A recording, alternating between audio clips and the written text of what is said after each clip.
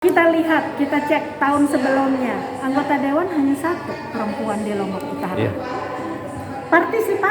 Proses partisipasi sebenarnya musyawarah perempuan daerah ini sudah terjadi di KLU sejak tahun 2016. Terakhir dilaksanakan 2021. 2022, 2023 polanya sudah berubah. Dalam mewadahi partisipasi perempuan dan kelompok marginal di Lombok Utara, melihat partisipasi perempuan dalam pengambilan keputusan masih sangat sedikit. Lembaga Pengembangan Sumber Daya Manusia menggelar kegiatan musyawarah perempuan daerah untuk perencanaan pembangunan 2024 di Aula Bupati Lombok Utara pada 15 Maret kemarin. Dalam penyelenggaraan Musda dan Munas Perempuan 2024, diharapkan dapat merumuskan isu-isu, analisis, dan usulan perempuan dan kelompok marginal. Kegiatan ini merupakan musyawarah perempuan daerah, menjadi satu proses pengumpulan berbagai aspirasi yang akan dibawa dalam proses musyawarah perempuan nasional. Dalam penyusunan RPJP tahun 2025 sampai 2045 untuk menuju Indonesia Emas. Ada 9 agenda prioritas di dalam penyusunan RPJP di lingkup kementerian, yaitu diantaranya adalah isu kemiskinan dan perlindungan sosial, perempuan pekerja yaitu PMI, PRT, korban TPPO, kerja layak, pekerja dengan disabilitas, penghapusan perkawinan anak, ekonomi perempuan, kepemimpinan perempuan, kesehatan perempuan, perempuan dan lingkungan hidup, dan kekerasan terhadap perempuan dan anak yang berhadapan dengan hukum. Proses yang ingin mengumpulkan berbagai aspirasi dan juga poin penting yang terjadi di KLU yang akan dibawa pada proses musyawarah perempuan nasional, karena momentumnya saat ini adalah sedang terjadi penyusunan RPJP 2025-2045 untuk menuju Indonesia Emas. Salah satu kabupaten kota berkontribusi untuk pencapaian, yaitu diantaranya kemiskinan, perempuan pekerja, kesehatan perempuan termasuk kesehatan reproduksi, ekonomi perempuan.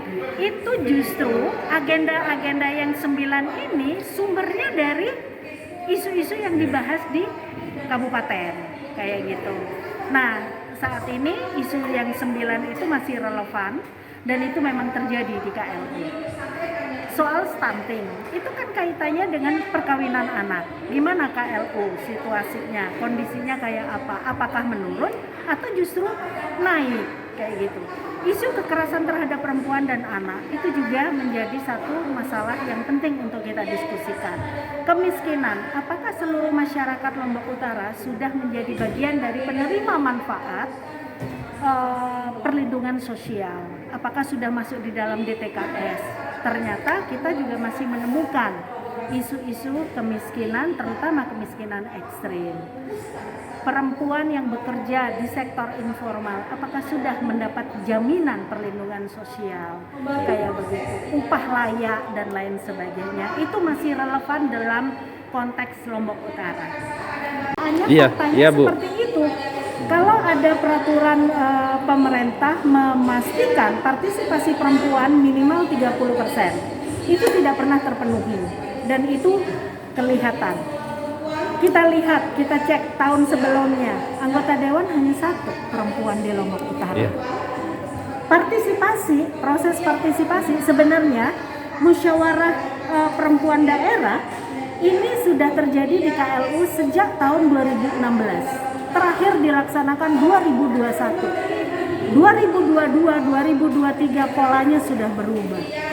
Nah, ini yang kemudian menjadi kegelisahan kami, bagaimana isu-isu perempuan dan isu-isu sosial yang lain gitu bisa berkontribusi pada proses partisipasi perempuan dalam pengambilan keputusan. Kalau tidak disediakan ruangnya, wadahnya, bagaimana kita mengetahui gitu.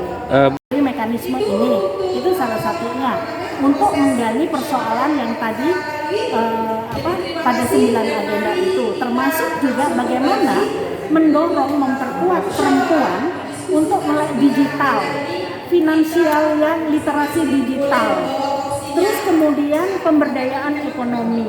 Terus bagaimana juga memperkuat perempuan dan isu disabilitas menjadi isu mereka juga. Karena kalau itu tidak disuarakan, maka akan hilang dari seluruh proses pembangunan. Dalam mandiri secara finansial ini bukan berarti lantas kita harus menguasai rumah tangga, tidak. Tapi bagaimana supaya perempuan mandiri, seorang istri misalnya, seorang suami melakukan kekerasan misalnya. Ketika seorang istri ini memiliki kemandirian dalam finansial, maka dia akan mengambil beberapa keputusan. Opsinya misalnya pertama, oke, suami saya KDRT tidak memberikan nafkah misalnya, tapi saya mandiri secara finansial. Pelaksanaan musyawarah perempuan ini dilakukan secara berjenjang dan telah berlangsung mulai dari desa sampai nasional dengan mekanisme 2 tahapan secara online dan offline. Dan puncak pelaksanaan Munas Perempuan 2024 nanti pada tanggal 21 April 2024. Seluruh proses pelaksanaan ini merupakan kerjasama kolaborasi antara Kementerian PPPA, Inklusi, dan Bappenas. Dengan cakupan wilayah adalah di 38 provinsi dengan perwakilan kabupaten dan desa.